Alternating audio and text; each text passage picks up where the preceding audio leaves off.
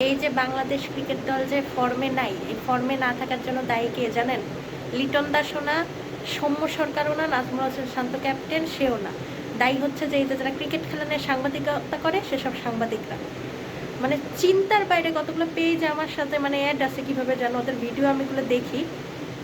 মানে মাকে যদি একটা মশাও ঢুকে, কেউ যদি একটা মশার কামড় খায় সেটাও তারা নিউজ করে ফেলে। লাইক এরকম বল করতে যে মশা কামড় খেলেন রিশাদ হোসেন, এখন কি হবে ভবিষ্যৎ? সেই মশাকে আবার মারতে গেলেন শেখ মেহেদী হাসান, হলেন বিফল। ঠিক এরকমই এরকমই মানে ভাই, তারা কখন টেনিস বল দিয়ে প্র্যাকটিস করতেছে, কখন ক্যারাম বল দিয়ে প্র্যাকটিস করতেছে, কখন তারা ভারী বল দিয়ে প্র্যাকটিস করতেছে, কখন তারা নর্মাল বল দিয়ে প্র্যাকটিস করতেছে, প্রত্যেকটা নিউজ তারা দিতেছে। আরও অনেকগুলো দল ক্রিকেট খেলে, কোনো দেশের সাংবাদিকরা এরকম মানে একটা সেকেন্ড সেকেন্ড ভিডিও আপলোড দেয় না। মানে তারা প্রতিপক্ষ তো বলেই দিতেছে যে বাংলাদেশ এখন এই কাজ করতেছে, একটু পরে এইটা করবে, একটু পরে সেইটা করবে, আজকে এরকম এরকম প্র্যাকটিস করতেছে, আজকে সৌম্য প্র্যাকটিস করে নেই, আজকে লিটন প্র্যাকটিস করে নেই, তা আজকে এমনি এমনি প্র্যাকটিস করতেছে। ভাই, এরা বাংলাদেশ ক্রিকেটে আরও বেশি মানে ট্রল বানায় ফেলতেছে।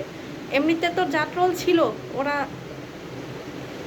আরও বেশি বানায় ফেলতেছে। ভাই, বাংলাদেশ টিমরে আপনারা সাপোর্ট দিতে থাকেন, এই নিউজ প্রেজেন্টারদের কথা শোনার কোনো দরকার নেই। বাংলাদেশ ভালো করবে ইনশাল্লাহ।